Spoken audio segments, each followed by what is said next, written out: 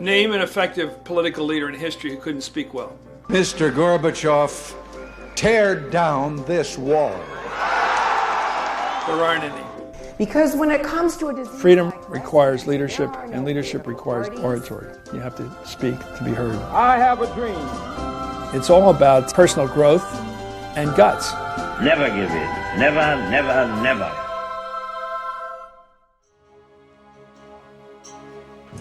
Tonight we are celebrating a new historical event where we are going to have a cyberspace meeting, a virtual room. We are going to virtually watch those in London as we connect.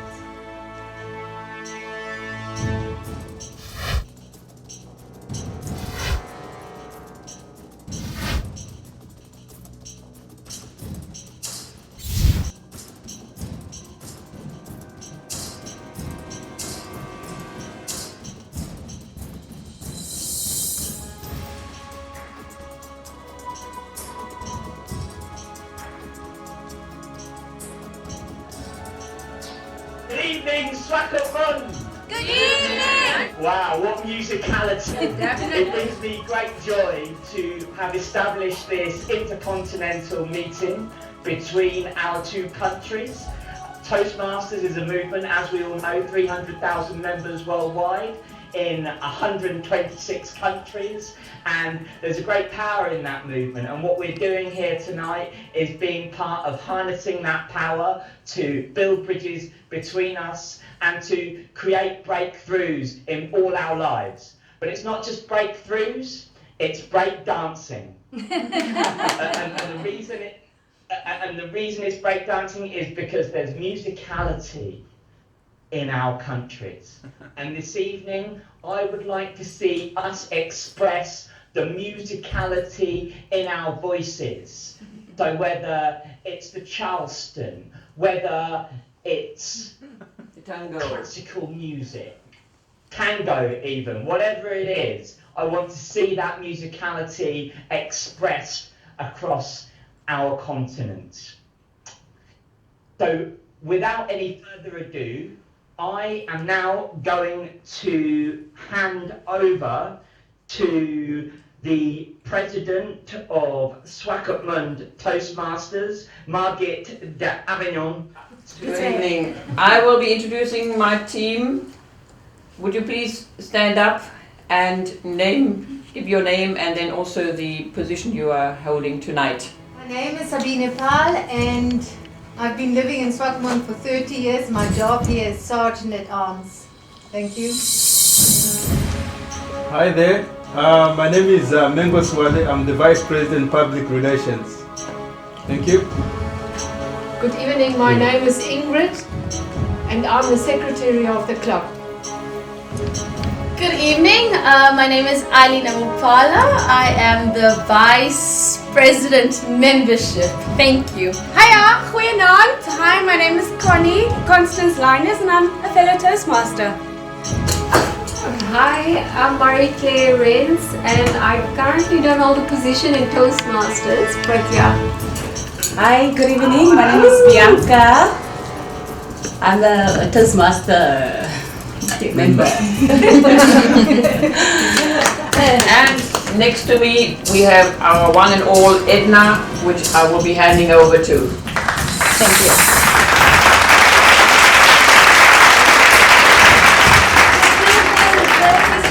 Speakers, we welcome you to Namibia and we are looking forward to what this evening will hold for all of us as we break barriers of time and space and virtuality. At the back of us here, we see you on a nice big screen. We are going to try and include you in our meeting as we continue. I would like to introduce our grammarian to just share with you our word of the evening for tonight. I'd like to welcome Mango, who is currently a professor of complexity at the Sansep University in his virtual world. Let's welcome Mango.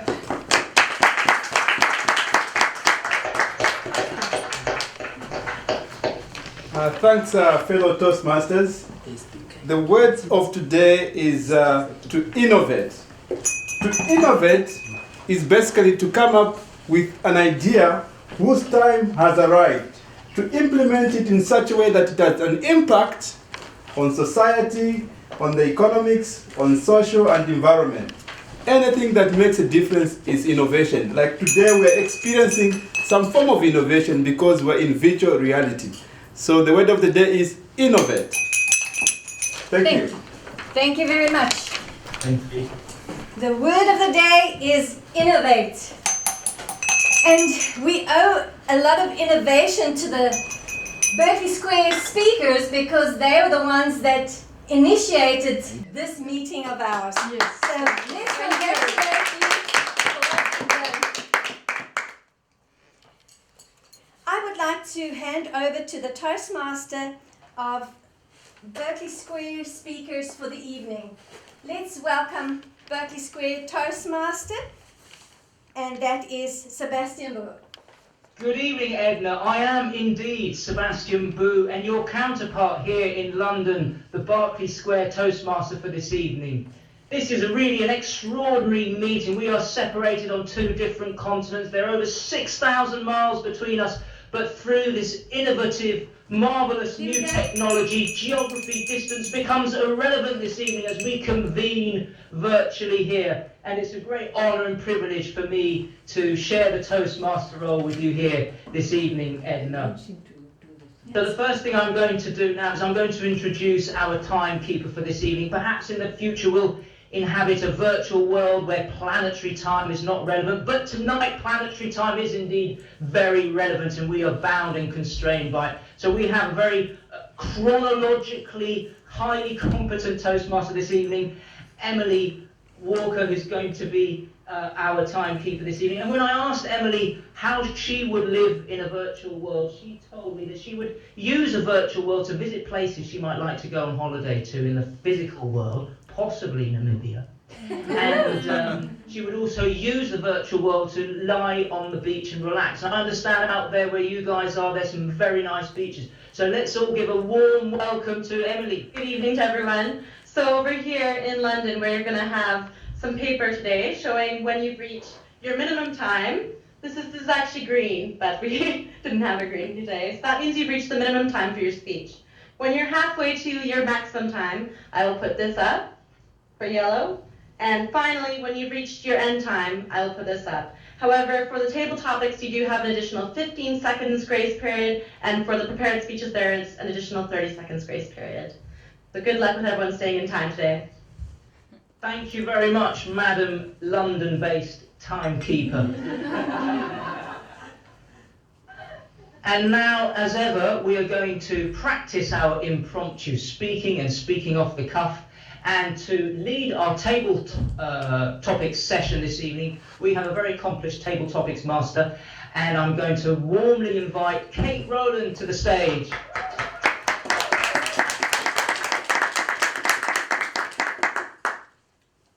Good evening, Swakopmund. I've had the pleasure of spending some time in your beautiful country, so it's nice to see you on the other side of the screen.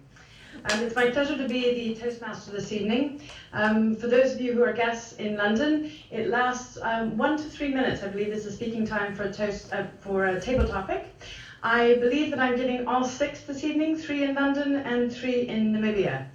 So if those of you in Swakopmund could help me out, I'm going to try and identify the people as we go. If you don't understand the question or you haven't heard me, just let me know and I'll repeat it. Wonderful. Mungo introduced the word of the evening as innovator, and it nicely segues into my first topic, which is, and I will begin with London and then move to Swakopmund, if I may. If you consider yourself an innovator, and you were to invent something that would change the world, what would that be? If you were going to invent something now in this day and age that were to change the world, what would it be? Could you tell us a little bit about that? OVA? Right. I'm Gene for the day, so I think I'm going to be greedy by taking the spot and then coming back at the end to do my general evaluator role. But if I was to innovate anything that would change the world or make any sort of impact on the world, it would be something that would provide the world with peace. So a machine, you know how we have time machines and we have, well, the idea is that they're time machines like the Time Lord, Doctor Who, uses with his police box, the TARDIS. Now, what I would have is a police box version of peace. So we would go into that particular box, design peace, and it would travel from country to country, delivering this peace and prosperity to all of the people who were there. We'd start off in the Ukraine and solve the issues between the Ukraine and the Russian people. We would move from there to Iraq, to the Middle East, and solve the problems there. Then, as a result of doing all of this planning in this TARDIS-like vehicle, we'd be able to get to the position whereby people begin to appreciate other individuals. As a result of that, we'll be living in a world where we're in a situation where people would respect one another, do the right thing, and not cause conflict. What more would anybody want? Thank you. I would vote for world peace. In the true spirit of things that happen across continents, I thought we would touch on one of my favorite subjects, which is the Eurovision Song Contest. And I believe, given that, is it Connie who's our singer in Swakopmund? Is that correct? Eileen. Eileen. All right. I'm sorry to pick on you, but if you have a beautiful voice, this is an opportunity to use it. An inspirational song or singer, a song that you like or a singer that you like. Could you tell us a little bit about what inspires you about that person? Welcome, Elena. So, my genre in terms of favorite composers and favorite songs is quite varied. But if I could choose one person that I recently sang a song of, was a song that was, I can't pronounce the composer's name, but it is a German song called Verleih uns Frieden. It's actually based on a prayer by Martin Luther. And I like this specific song because it actually emphasizes or reminds us as human beings that there should always be a higher power that is out there to govern us, to look over us. And in the specific song, it says that there is no other person who graciously and mercifully fights for us.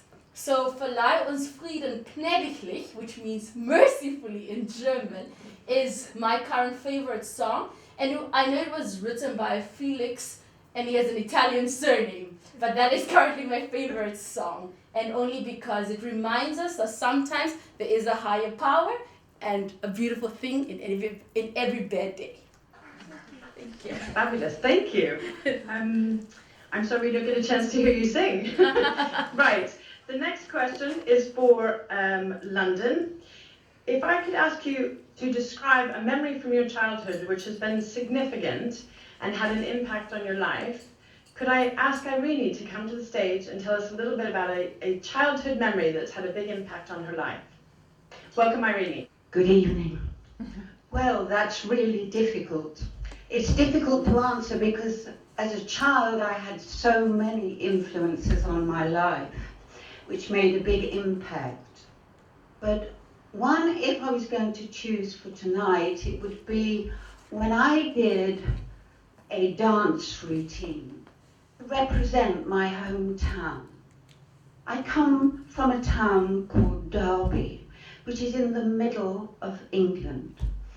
And I danced a dance to Slaughter on 10th Avenue. And I was dressed like a man. And this was for a competition to vote for the best county, the best town in England. And the person who was judging it was a man who was very big in television, English television. And his name was Barney Colahan. And he called me over and he said to me afterwards, "Don't get me wrong, you're a very good dancer, but I think because I couldn't look at anything else but your face. You should consider yourself as an actress. So I said to him, are you going to put me in this show? He said, no, because you don't fit in with the rest of the format. And I said, well, you don't have to give me any kind of lies just to let me down gently. He said, I don't have to do anything at all. And I said to him, if you really believed in me, you would put me on this show. Several days later, I received a telegram which said if I was prepared to change my dance routine, I could go on the show. And I was 14 years of age, and I represented my town. Thank you. Okay, if you were able to go back in time and you had the benefit of experience, what would you tell your younger self? If you were able to go back in time and you had the benefit of experience, what would you tell yourself? What good advice would you give? Could I ask Ingrid in Swakopmund to answer that question? Okay. It's very important to understand where you come from. And the only time that you really know where you come from and what your people experience is by telling the stories. And I feel very strongly that this is important and we should really look after our elders and be with them. Thank you.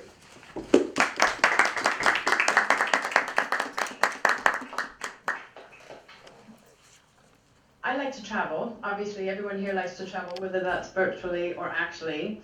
I'm now going to ask, if you had the best trip you've ever taken, can you describe a little bit about where it was to and why it was so significant for you? Could I ask Claudia to tell us a little bit? Dear President, fellow table topic master, one of my best holidays or trips. I love traveling. I think you gain so much from just going, but just going back to my latest trip, which was Vietnam, the three things that stayed in my mind were the people. People were so welcoming, they were so proud of their country, and they wanted to show you what their culture, their cities, their food was like. The second thing that really stayed in my heart was the food. I ate the most fantastic food you can imagine, from seafood to fish to vegetables to all different colors, which I still am now tasting in my mouth as we speak. And the third thing that I loved was the different landscapes, from sea to mountains to blue, dark blues to greens. So in conclusion, I think we all should travel because it gives you an understanding of cultures, of people, and most importantly, you taste the most fantastic food when you go and immerse yourself in other people's countries. Thank you. Right. I'm not a great sports person. I wish that I were. I wish that I were able to play sports or even run would be good. I'm wondering if we have a sports personality or a sport itself that's inspiring or exciting for you that obviously has an impact or could have an impact on people's lives that you would like to share a little something about. I believe we have someone called Pascal, if I've written that down correctly. Is Pascal in Swakopmund? No, not Pascal. Okay, okay, let me try that again. I don't know. No, maybe it was Sabina Paul. It's okay. Oh, that could be it. Actually, sorry, I may have gotten that completely wrong. Yes. Okay. Is that an opportunity there? There's an opportunity there. Sabina?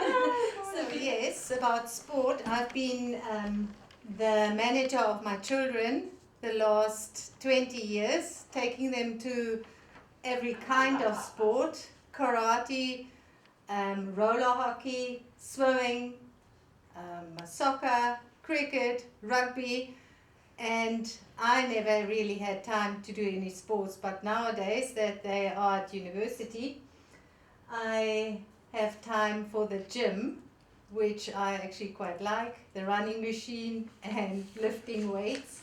It was kind of a tough question. Apologies. I think I posed a tough question there. I'm inspired by the fact that you go to the gym, though. That's great. Thank you very much for the table topics from both London and Swakopmund. I'll hand back to our Toastmaster now. very much, Kate Rowley, for that fantastic table topic session. I think, Kate, that if you could run as well as you manage our table topic session, you would at the very least be a national champion.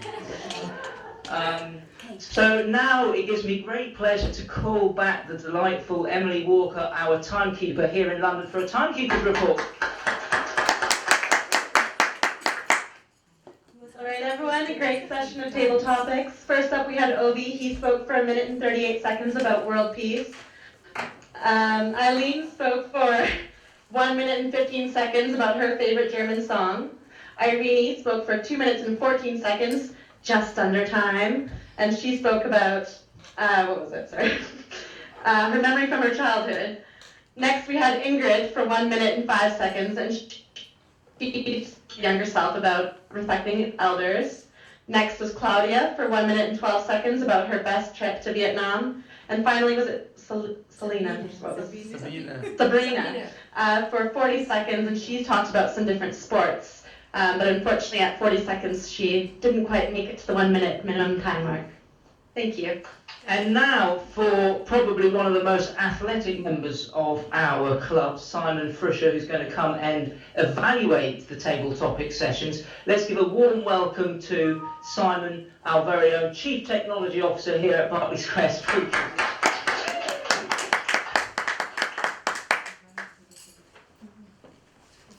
Mr. Toastmaster, fellow president, and everyone in Swakopmund as well as here in London.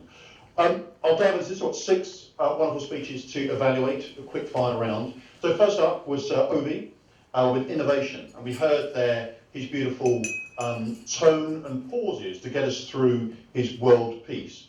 Ovi speaks with beautiful enthusiasm for all his subjects, and he really got us on side with this lovely subject. Now, my recommendation to Ovi is to make this happen. So there you go.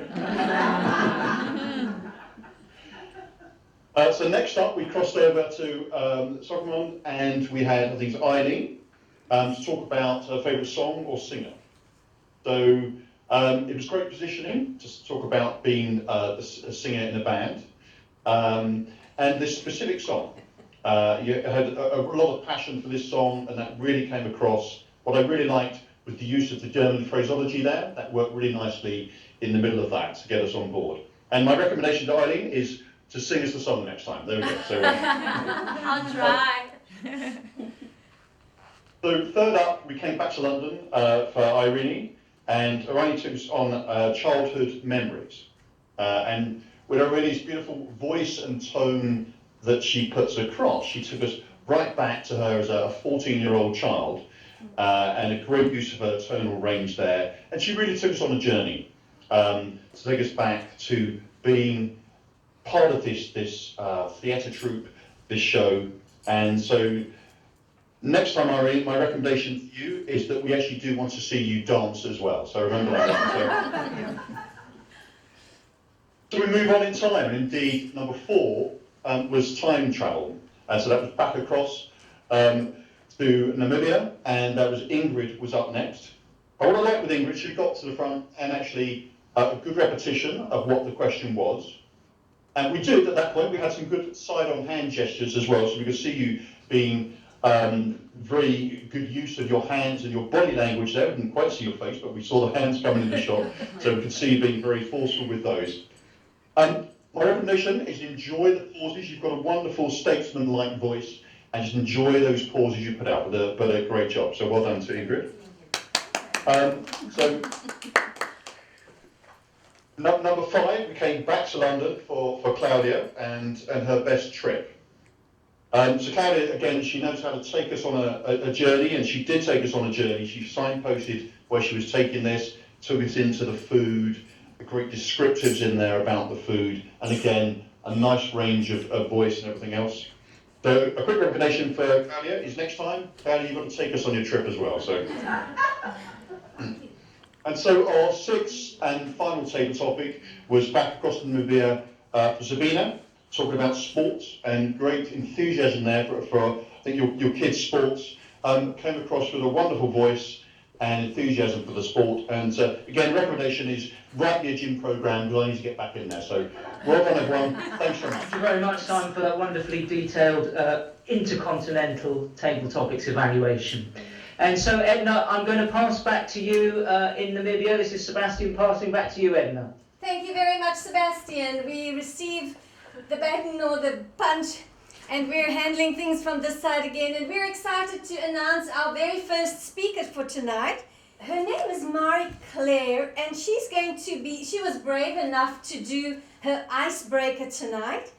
And the objectives of the icebreaker is to begin speaking before an audience, to discover speaking skills you already have and skills that need some attention.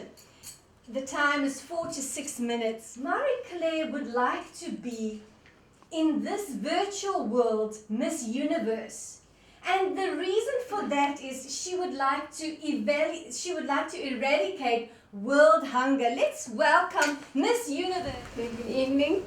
Good evening. Madam Chairperson, fellow Toastmasters and guests. The title of my icebreaker this evening is Guidance Should Be a Double Lesson. I'm not quite sure how the curriculum was structured at your high school, but in mine we had guidance period. Supposedly this was a 45-minute lesson where you had to pick which career direction or which direction your career was going into. Like any other lesson in high school, we kind of just took it as a free period. So even though we had tests to write and supposed to be evaluated, we didn't really take those tests very seriously at all. But I personally didn't find that to be a problem because when I was 6 years old, I already decided what I wanted to be when I grew up. I wanted to be an accountant. And not just any accountant, no, I wanted to be a chartered accountant. And obviously you think to yourself, a 6-year-old, what do you know about accounting, let alone chartered accountancy? So obviously the idea popped into my head, obviously watching a sitcom where you get all your information from at that age. So started my journey to chartered accountancy. But just in summary, to be a CA, you need to have accounting at high school, a BCom, your honors, 3 years articles, board 1 and board 2 exam, and then that's the official road to chartered accountancy. So my first hurdle was high school. In the start of grade 11, I had a 30% average, and you think to yourself, chartered accountant, really? Okay, so I decided to turn my 30% around and had to pick up extra lessons quick fast. So I did bio extra lessons, accounting extra lessons, every type of extra lesson under the sun. And by the end of matric, I finally had my distinction, which I needed to pass to continue on to varsity. So the journey continued. Onto varsity, I studied in Grahamstown, Rhodes University, and there I completed my BCom accounting. But the road there was very rough because I loved to party. And so to juggle an accountancy plus my partying lifestyle, I had to make some changes. But somehow, by God's grace, I scraped through that with my BCom intact. But so my varsity career ended after that because I did not have the discipline to continue. But that wasn't a problem because my road continued at Deloitte where I started my articles.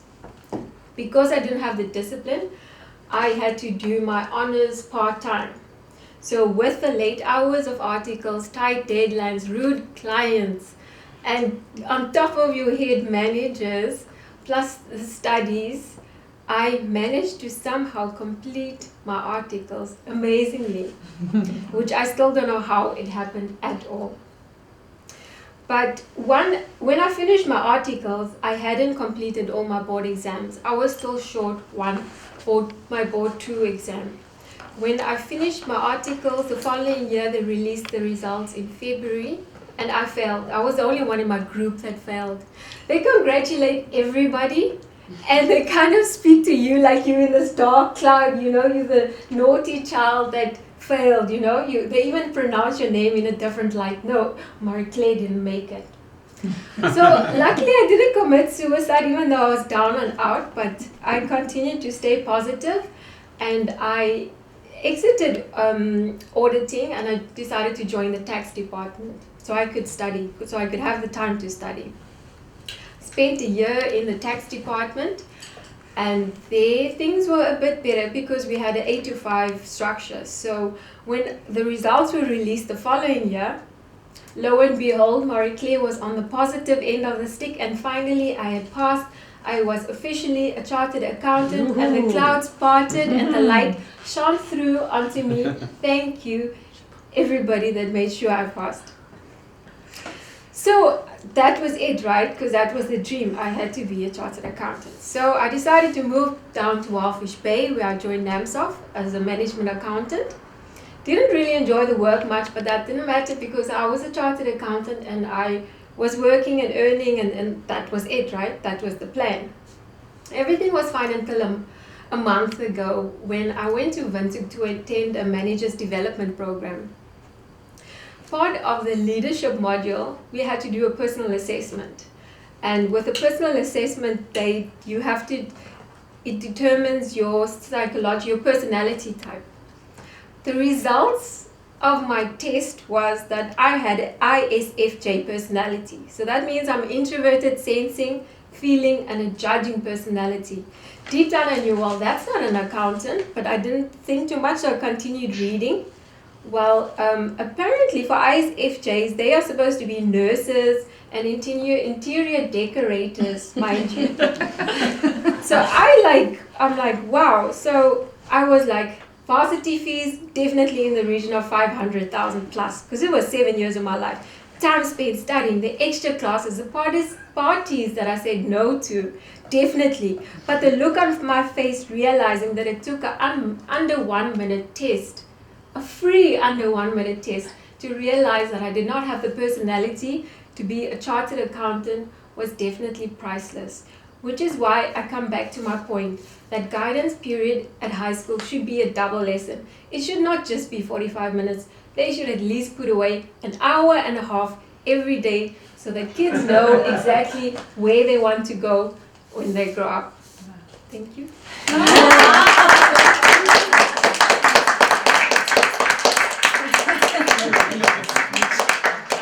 Well done. Well, that was a very calculated icebreaker. I'd like to hand over to our Toastmaster in London again to continue from there. We now have our first prepared speech here in London, and this is a number 7 speech from the Competent Communicator Manual, and the purpose of this speech is that the speaker will research a topic and convey his or her research in a succinct, intelligent and understandable way to the audience. Now, when I asked this very special speaker this evening how she would live in a virtual world, she told me, I already live partially in a virtual world. And her evidence for this is that when she asks her little nephew, he tells her that her house is inside the iPad. So, as far as her nephew is concerned, she does live in a virtual world. So, she has a very intriguing speech called They Are All Monkeys. And so let's give a warm welcome to the speaker this evening. And in London, we're going to give her a especially warm welcome because we're all her hosts here in the offices of Alliance Bernstein. Welcome, Saskia Court, with your number 7 speech. Good evening, everybody. A couple of months ago, me and my fiance were trying to think of our next holiday destination. And we always come up with different suggestions. And I went, let's go and watch gorillas! There wasn't that much enthusiasm on the other side of the room. Why on earth would you want to spend that much time and money to go and see monkeys? They're not monkeys, they're apes! And they're awesome, I said. And then he asked, so what's the difference between a monkey and an ape? And that's where I went quiet, and I figured maybe I need to prepare a little bit better for this whole discussion. So, ladies and gentlemen, fellow Toastmasters in Namibia, welcome here in London. The difference between monkey and apes. Apes are much larger than monkeys. They're much bigger.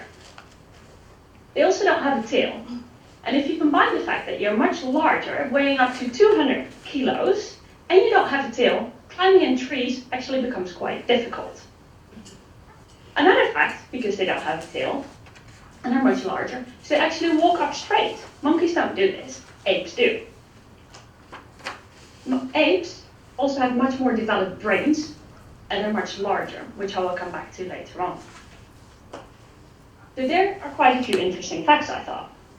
And there are 4 types of apes. So you've got your gorillas, the bonobos, if I pronounce that correctly, orangutans, and chimpanzees. So I had to focus especially on the gorillas. Gorillas are quite similar to human beings. About 9 million years ago, gorillas separated, or their genes diverted, from chimps and humans. Yet still, we share more than 98% of our DNA with gorillas. I found that that was an amazing fact, that we're so closely related to them. They're probably a little bit less hairy. So zooming in a little bit on the gorillas. There are 4 types of gorillas, and they all live in Africa. So in Western Africa, you've got 2 types of gorilla. The first one is the lowland gorilla. And these are the ones that, for those of you here in London who have been to the zoo, are the ones that you're most likely to encounter. There are about 150 to 200,000 still left in the wild, and they all live in Western Africa and Central Africa. You also have the cross river gorilla. These are going to be really hard to find, so I'm not planning a trip to them because there are only 300 left. And they all live in Nigeria and in Cameroon. So moving on to the eastern side gorillas, there's also 2 species. You've got the lowland gorillas, and there are about 5,000 left. These are not that well researched. That leaves my last group and the ones that I'm planning my trip to, so focusing in on them a little bit more. And these are the mountain gorillas. They were first discovered in 1902 by a German fellow who was doing some research. And he was going up really high in the mountains, up to 2 kilometers, and that's where he saw a gorilla. Nobody knew that gorillas actually lived that high in the mountains. So what do you do when you see this? You shoot them. You shoot them, and you ship them back to Germany, the body. He actually shot 2, only 1 managed to get to Germany because he couldn't find the other one. And that's where they identified them to be mountain gorillas. And then nothing happened much for the next 60 to 70 years. Until in 1967, there was an American lady called Diane Fossey who started a research center focusing especially on mountain gorillas. And her name is Diane Fossey, and I think most people who do know her comes from the book that she wrote, which later turned into a movie called Gorillas in the Mist. Now, why is she really important to understand gorillas? Most of the things we know about gorillas and the way we communicate, or they communicate, comes from her research and the work that she's done. And the most special encounter she was the first person to have a voluntary, friendly contact when she was sitting and a gorilla reached out and touched her hand without it being violent. And that leads me on to the things that I personally find most fascinating about gorillas, and that's the way they communicate. Physically, there are quite a few ways which are very, very similar again to humans. So actually, when you tickle them, they'll laugh in the same way that humans do. When they make fun of each other, they'll stick their tongue out. And I think this is the one that most people will be familiar with, making yourself really wide and touching on the chest, the typical alpha male doing in a meeting. That means go away and leave me alone. So there are quite a few things. The body language is quite similar to the way that humans communicate.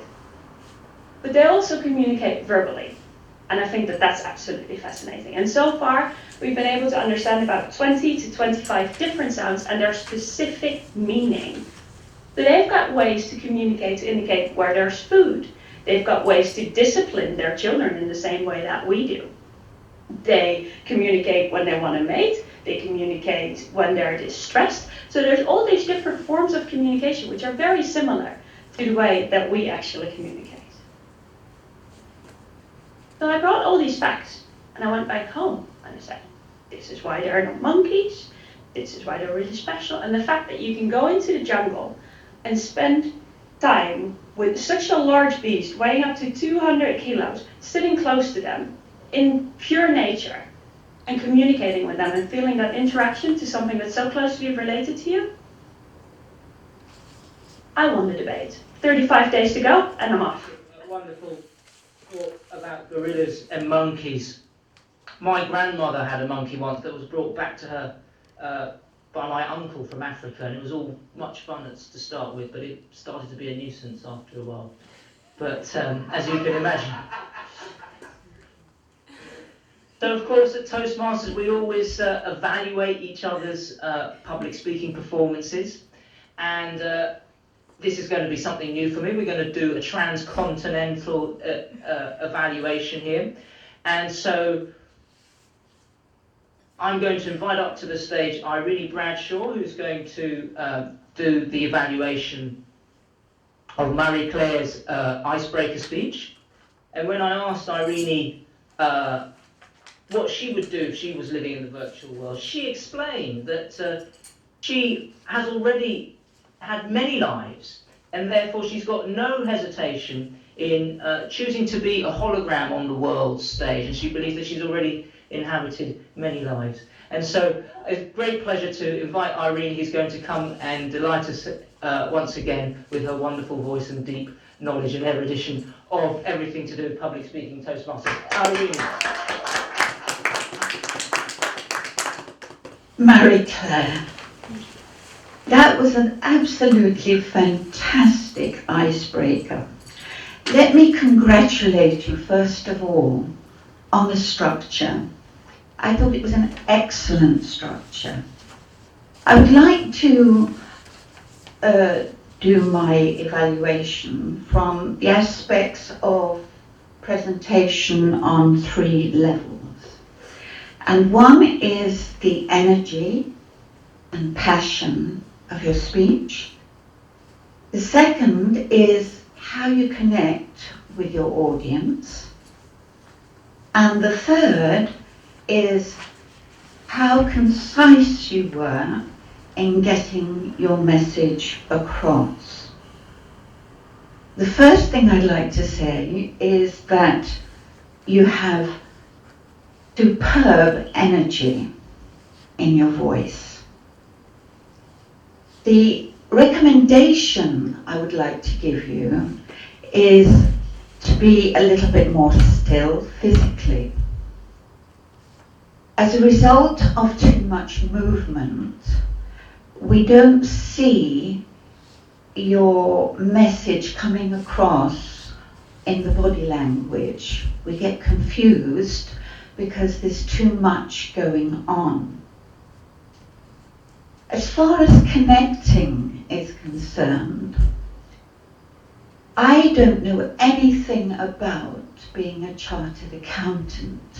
It's the furthest thing away from my world. And therefore, in order to get your message across to somebody like me, you have to be a little bit more of a storyteller. And by developing your skills in storytelling, you can get your message across to everybody who is different in the world. The third aspect that I would like to concentrate on is being concise. Now, I thought you went a long way in being concise, in that you put your message across from childhood, how on earth you knew you wanted to be a chartered accountant at 6, I don't know, but then I knew I wanted to be in the theatre long before that, so perhaps that's not too extraordinary. Then you went on to adolescence, and then you went on to maturity, and you did a full circle, and I have to commend you on that, on how you did that.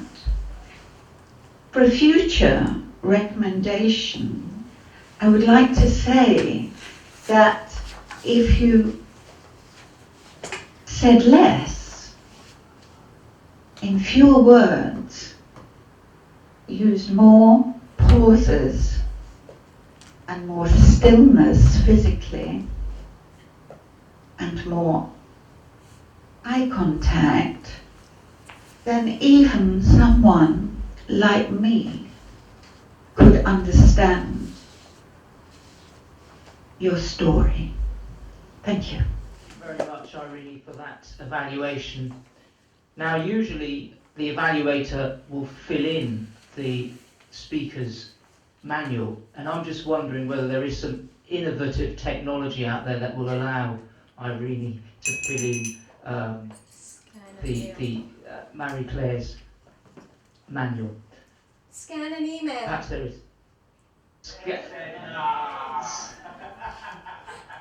I'll pass back over to you, Edna. This is Sebastian. Thank you very much for that evaluation. And I would like to, at this stage, introduce our evaluator from Swakopmund on the speech that was done in London. But I'd like to say that Margit Davignon, our president, she has told me that she definitely she has no interest in being part of any virtual world. So what you see is what you get. Let's welcome Margit Davignon. I prefer to be a down-to-earth person rather than swerve around in the virtual world. Coming to the speech, Saskia, it was a very motivating speech, particularly for us here in Africa. We do have monkeys, but we do not have apes. And you were able to convince us and inform us thoroughly as to the difference of an ape and a monkey.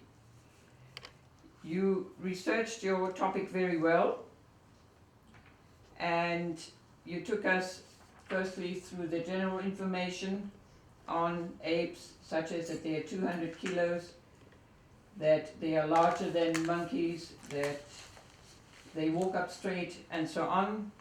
Then you went into the history as well as the geography, that they are more or less in the Central Eastern African countries.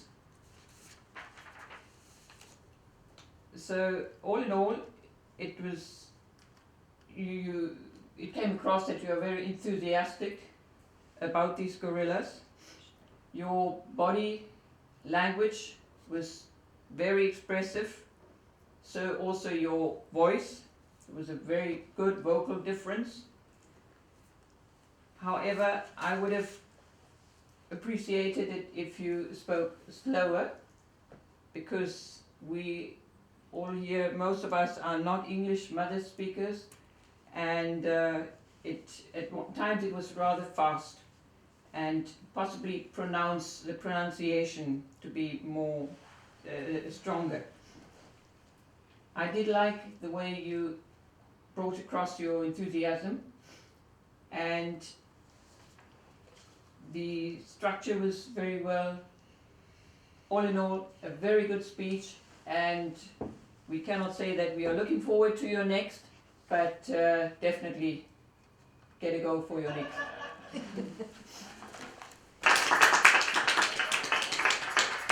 Thank you very much, Margit. This is the time that we receive report back on from the grammarian and the timekeepers. The first one would be the timekeeper to just give us the times of the two speeches, please. Sabina, can you just come and share the times of the two speeches, please? Yeah, Marie Claire's speech was 6 minutes and 30 seconds long, and Saskia's 4 minutes long. Okay. Thank you. Thank you very much. And now we would like to call on our grammarian for the evening, Mango, who is from the University of Complexity. Let's just welcome him to share with us what happened with the grammarian count for today. Thank you. Thanks, Edna. Like I indicated to our team over here, that in the virtual world, I'm actually a professor of complexity from Santa Fe. I'm not really qualified to comment on all the grammatical errors, but in general, the meeting, in terms of clarity and fluence of speech, by all the speakers here. I was impressed. That was excellent. We didn't have a lot of ums and ahs, and I think most of those things, ums and ahs, came from me, but I'm impressed with the London Toastmasters there. We've learned quite a lot of things from you. And lastly, I would like to comment on Irene's evaluation of Mary Claire's speech here. I think it was good, and I think it's an eye-opener for a lot of us. You could hear the power of pause. I think something that we need to learn, and it is a takeaway from me to, just pause a little bit and speak softly and gather your thoughts. So it is well done. Thanks very much. Thank you, Mango. It's now time to hand over to London Bertie speakers. Our Toastmaster there, Sebastian Bull. Thank you very much, Edna. So we now have our timekeeper's report from Emily, our timekeeper here in London. She's going to give us a timekeeper's report on the evaluations. Would you like to do that, Emily? All right, first we had Irene, and she was evaluating Marie Claire, and she spoke for 3 minutes and 14 seconds, just under. And next we had Margaret Davignon, and she was evaluating Saskia, and she spoke for 2 minutes and 17 seconds.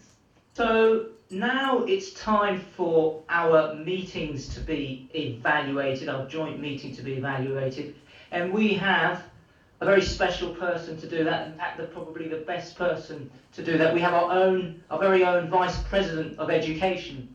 Now you can't see today because he's dressed in what we call his civvies today, but usually our Vice President of Education is the epitome of men's fashion. He is sartorial elegance defined. And when I asked our Vice President of Education how he would live in a virtual world, he, I'm afraid, would have a bit of a disagreement because he believes that we are all already living in a virtual world and that we're all avatars. So let us all give a wonderful, warm welcome to Obi.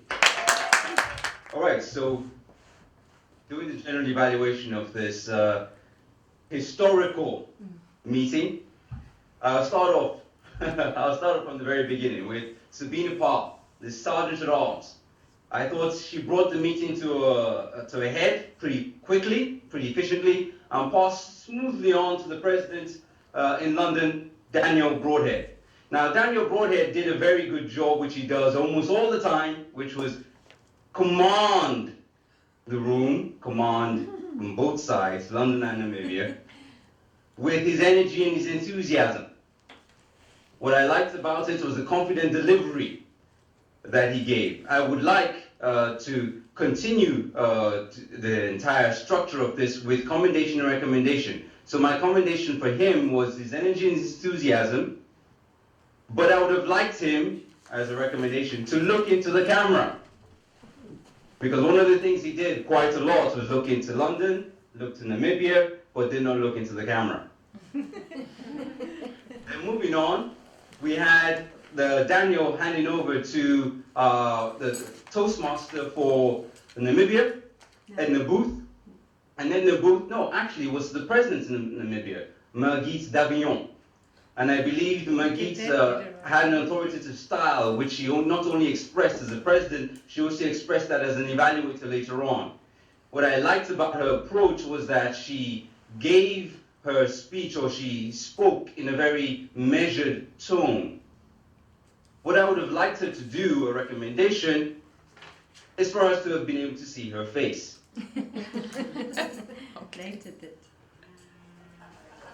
With the Toastmaster, she passed on to Edna Booth. Edna Booth came on.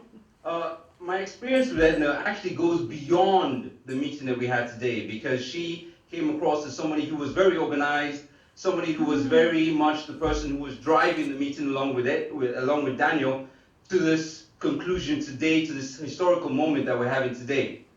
And she came across, when she was given the Toastmaster role, in a way that was very confident, very clear. She had a collaborative style of leadership which I very much enjoy. My recommendation here again is I would have liked to see her face. I wonder what they saw. Edna Booth then passed on to the next person, who was Sebastian Boo, our Toastmaster for the day. And Sebastian came on in a his manner of expressing himself is so fluid and so clear. And I'm wondering, where is all of this coming from? Because he just goes on and on in terms of being so grammatically correct in his expression. So I thought he was very expressive, very fluid. My recommendations are none for him so far. I liked very much what the grammarian of the day from Namibia came on to do, Mango. I liked that he was very simple in his delivery. He came on and he had a very apt word of the day, innovative. Of course, we're doing an innovative thing between London and Namibia. And I thought that that was very good, very appropriate for the session we had today. What I would recommend is that as a grammarian, he does a little bit of homework in terms of what a grammarian needs to do. And he's looking out for things like onomatopoeia, for example. So looking out for grammatical structures that he could teach or imbibe with the Toastmasters in London and Namibia. So onomatopoeia, for example, is when you make a sound like that is the grammatical essence of onomatopoeia. So things like that, I think he could have done as opposed to just leaving us with the word of the day. I like the fact that the word of the day was quickly after that repeated, innovative. But it wasn't used as much as I would have liked it to have been used throughout the speech or the session we had today. We then move on to the timekeeper, Emily Walker, who came on and was very clear, was very simple in what she said as she gave as an explanation for what a timekeeper role was. So very well done there. What I would recommend is that she's clear about what she needs to do before she comes on. But overall, very well done. We also had, moving on from that, we had a few other people who came up. We had the evaluator for the day. We had evaluator for the first speech, who was Irene Bradshaw. I believe that her role, her evaluation, was very well structured. I enjoyed the fact that she gave us a clear structure of what the evaluation was going to be. But what I would recommend was a bit more vocal variety, because the pace and the tone were very even. There were lots of pauses, but the pace and tone were very even and very quiet. And I believe a lot more vocal variety would have been of use to all of us in terms of creating drama. Simon Prusher was another individual that came on in terms of another person who occupied a role, and he was giving us the table topics evaluation. And I believe that the table topic evaluation that he did, in terms of giving us a commendation, very good. He gave all of us a good commendation, and he was very generous in the recommendations that he gave to us. Because he said, in my case, for example, that I should go and bring about world peace. Or in Irene's case, that she should engage in more dancing. And I thought these were very generous recommendations, as opposed to something that we could go away and deal with and correct in terms of what we could take away from what we have done or what we've delivered. So, but overall, I liked Simon's deep diction and his ability to deliver in a very confident and even pace and tone throughout. I would have liked to see more of his face throughout that delivery. We also had Kate Rowland, somebody else that I missed out. In terms of the table topics master, she came on with some very broad table topics, which were very good for Namibia as well as for us, because we could come on and talk about anything. She gave a table topic about sports, a table topic about what you would do in terms of peace, and we were able to discuss very broad issues. And I felt she made it very easy for people to be able to come up and speak. I felt in terms of a recommendation, what you would have needed to do is make sure that the names of the individuals that she had from Namibia were spot on, and not having Pascal in terms of Sabina Pa. So, but overall, very well done, Kate. And wrapping up, we had Maggie Davignon as well doing the evaluator speech, and I thought that she did that very well. Very authoritative style. I believe that what she could have done in terms of a recommendation, because at this time we could see her face, what we could do in terms of a recommendation was an introduction with structure. Thank you very much. Wonderful voice OVA has. I really enjoy listening to OVA's deep diction and clear pronunciation.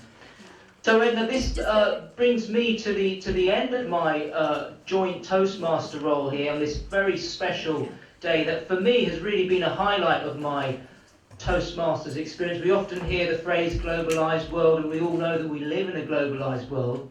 But for me, this has been a real personal experience of what it means to be in a globalised world. I'm here in London with all our fellow Berkeley Square Toastmasters, and you're out there in Namibia, so many thousands of miles away. And it's been an absolutely wonderful, touching experience for me. And I think we should have more of these innovative virtual meetings with Toastmasters clubs all over the world. So I'm going to now pass to President Daniel Broadhead. The Toastmasters movement was founded just over 90 years ago on the 22nd, well, the anniversary was on the 22nd of October 2014, and I wanted to just give us a quote really from Ed Bick, who inspired me in the October edition of the Toastmasters International magazine. He was the international president from 1990 to 1991, and he said, "We are a worldwide organisation. The world community is not our community, not only as Toastmasters, but as individuals and citizens. I think the expansion of Toastmasters in some way will help with relationships between countries."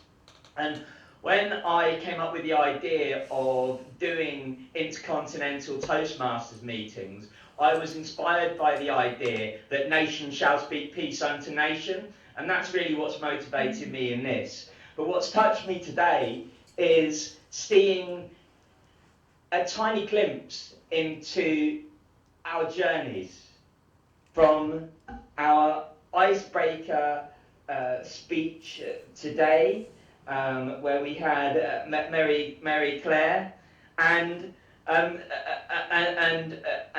Saskia, but seeing the energy and the enthusiasm of our speakers. And what I want this to do is to embolden us in our journey, so that one day we meet on that hallowed land, that sacred turf of a Toastmasters International Convention, maybe in Swakopmund. Yeah.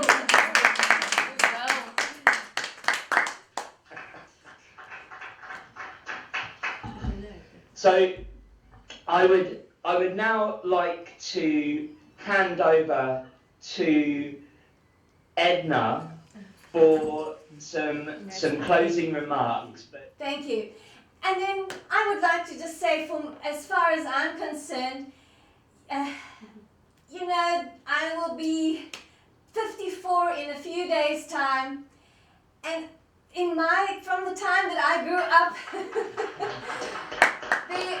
when I grew up, there were no cell phones, there was no internet, there was nothing. No TV. No TV, nothing.